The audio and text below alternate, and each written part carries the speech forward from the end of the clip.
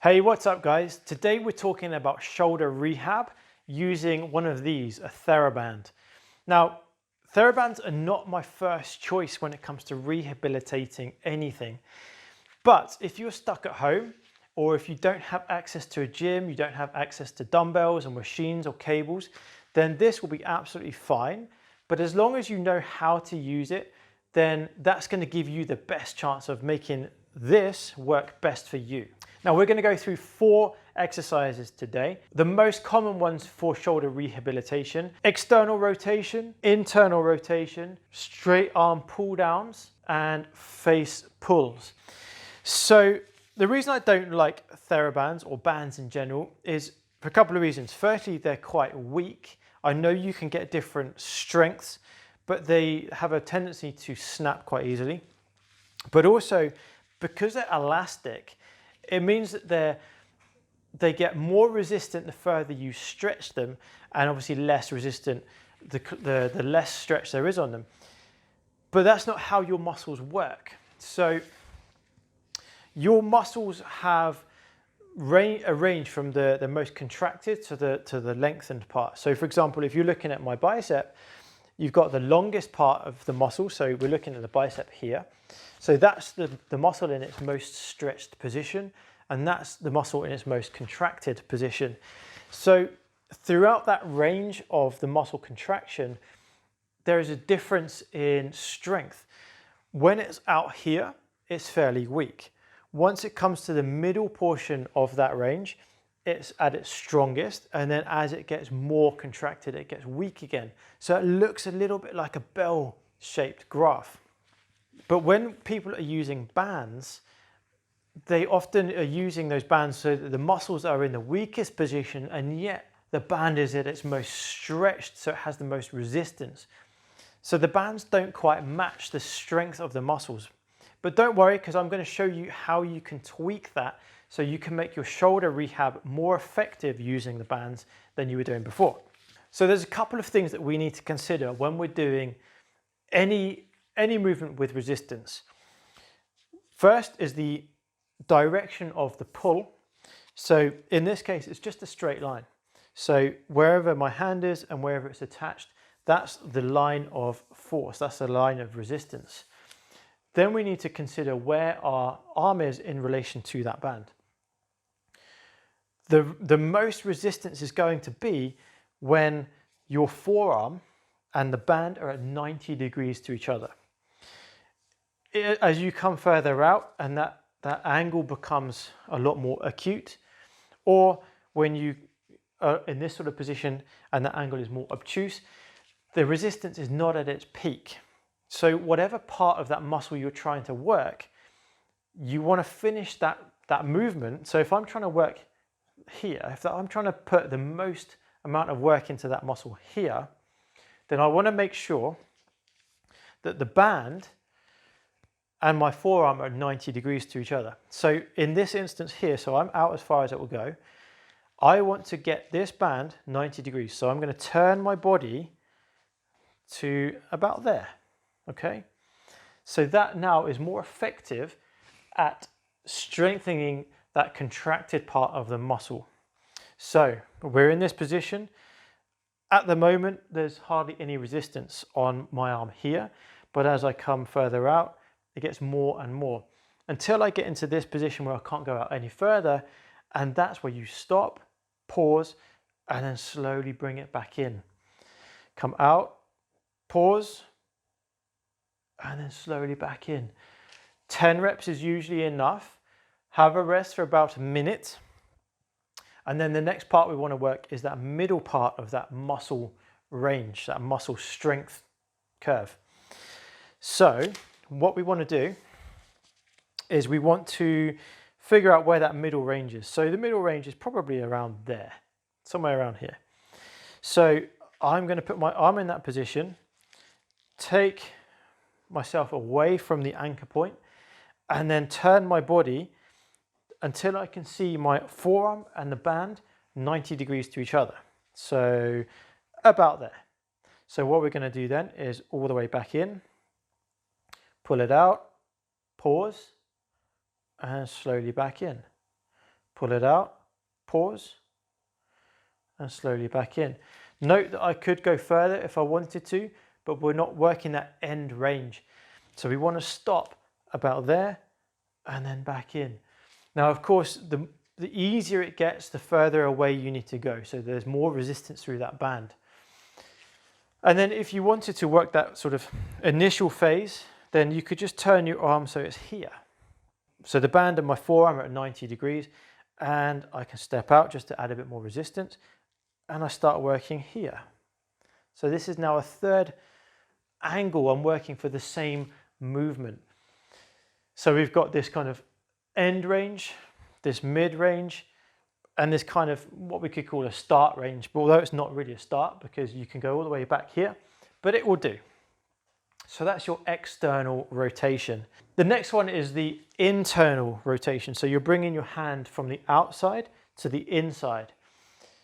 A lot of time, I don't think many people need to do this because they're probably already stronger. They're definitely stronger because the pec major is also helping with this movement. But you know, if you want to do it, then that's fine. So again, what's the range of this movement? So that's my most lengthened portion because we're coming this way. So if you just imagine sort of the line of force at the front, although it goes to the front side of your shoulder blade, we just imagine that it's at the front here. So that's the most stretched, and then that's the most contracted. So if we start with the most contracted range of that muscle, which is around here, so we want to turn our body so that that line of force is 90 degrees to wherever our arm ends up at the end. So that's here. Now, because it's a stronger movement than the external rotation, you would want to step back a lot further or start with your hand further towards the anchor point on the band. So I've turned my body so the band and my arm are at 90 degrees, and I can just come in, pause, and slowly back out. Once you've done 10 of them, then you can turn your body so that now we work this kind of mid-range of the movement. So I was here, I turned my body, so now it's at more of that mid-range. That's 90 degrees, and again, continue. So always make sure your elbow is firmly pressed into your hip. That way you make sure you're not using any of your back muscles, you're making sure your shoulder is nice and stable, and the only thing that's working is the rotators of the shoulder. So I'm here, pull it in. It doesn't need to go all the way back in this way because two reasons. One, you're not going to feel that much resistance through the rotators, but also you've already worked that range anyway. So we're working that middle range. Elbow in, pause, and back out with control. In, pause, and back out. Then when you've done that, you can work the fully stretched part of that muscle. So I could turn, say, somewhere around here, and then pull it in, pause, and back out with control. Pause, and back out. I might just want to change the angle of my body just so it works that muscle a bit better. So make sure you pause and then slowly back out. The reason I will get you to pause is because it shows that you're in control. If you're just going through the range like this and you're not pausing, you're not necessarily in control. You're not aware of what you're doing. You could be using that elasticity just to pull you back. But when you pause, you know that you're in the right position, and then you can control it. So you know you're working that muscle in that fully engaged state. So that's your internal and external rotation. Now, quite often people are prescribed this kind of pull back type movement. It's a good movement, but with a band like this, you're not really going to get much resistance. You're not really going to feel it doing much. So start closer to the anchor point of the band. Arms straight, chest up, pull back, pause. So again, thinking about the start and end point of this exercise. For most people with shoulder problems, the last thing you want to do is bring your arm up into this position up here.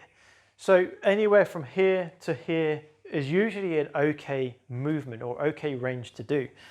So if we take our arm all the way back, that's the most contracted point, and then that's not the most lengthened, but that's the most lengthened we're going to go into.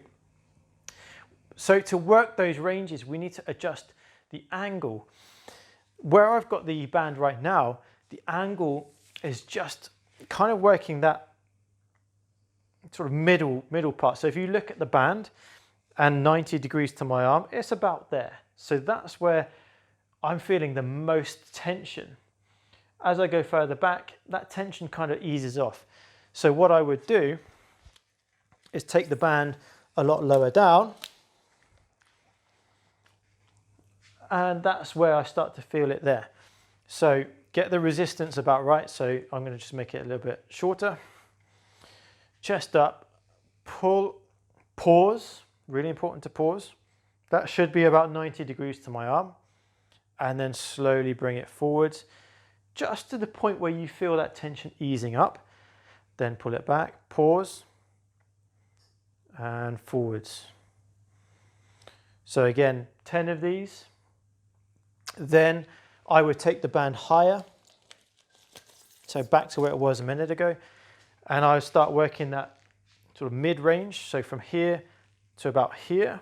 Remember before I was going a bit further back, but now we're just going to here and then forwards. And then once I've done about 10 of them, then I take it higher and start working this angle here. And again, 10 of them as well.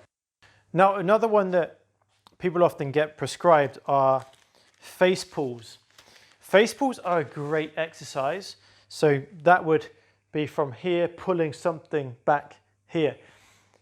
If you have any kind of shoulder impingement or bursitis or arthritis in the shoulder, degeneration of the AC joint, this might not be the most comfortable exercise for you.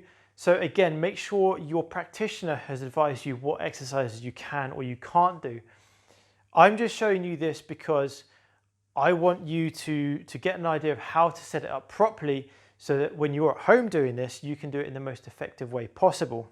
Set the band approximately sternum height or just below chin, anywhere from sort of chin to top of sternum here is fine. So grab the ends of your band, step back so you get a little bit of resistance.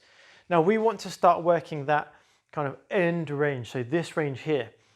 Now you want that band to be 90 degrees approximately to that angle there. So as we take this back, that's where we're going to finish. That hopefully is around 90 degrees. So we'll do 10 of these. So you pull it back, elbows back, and pull your hands back as well. As you bring your hands forwards, keep your hands and elbows up. So it goes from here to here, rather than here to here. So what you don't want to be doing is this, because you lose the tension going through your shoulders. So elbows back, arms back, and take your hands forwards. Remember, pause, and then control it forwards. Once you've done 10 of them, then you can start thinking about working slightly more this initial phase here, which would mean we need to take the band a bit lower. And then same thing, pull it back and forwards. Again, pause there and control it forwards. 10 in that range. Hopefully that's given you a few more ideas of what you can do with the bands. The takeaway from this is most rehabilitation prescribed TheraBand exercises are pretty rubbish, but we can change that to make it more effective. Depending on where the angle of your arms are in relation to the band will make it better or worse. Remember, we want a 90-degree angle from your arm to the band. Where that 90-degree angle is where the most effort or the most muscle force is going to be applied. So if you're trying to strengthen your arm in this external rotation and you want to strengthen that part there, then you need to make sure the band is 90 degrees. If you're trying to strengthen this part of the range here, then you need to turn so that it's more at 90 degrees there. Keep it slow, keep it controlled. Make sure you pause at the end of every contraction and bring it back in slowly, because that shows you and it tells your body that you're in control and you're not just going through the motions. The key to your rehab is to be consistent, but also do it properly and do it mindfully. If you just go through the motions, you're not giving your body the best chance of getting better. So I hope that helps. If you found it useful, give it a thumbs up. If you want to see more videos like this, please let me know in the comment section below and click that subscribe button. And of course, let me know if there's anything else you want me to do.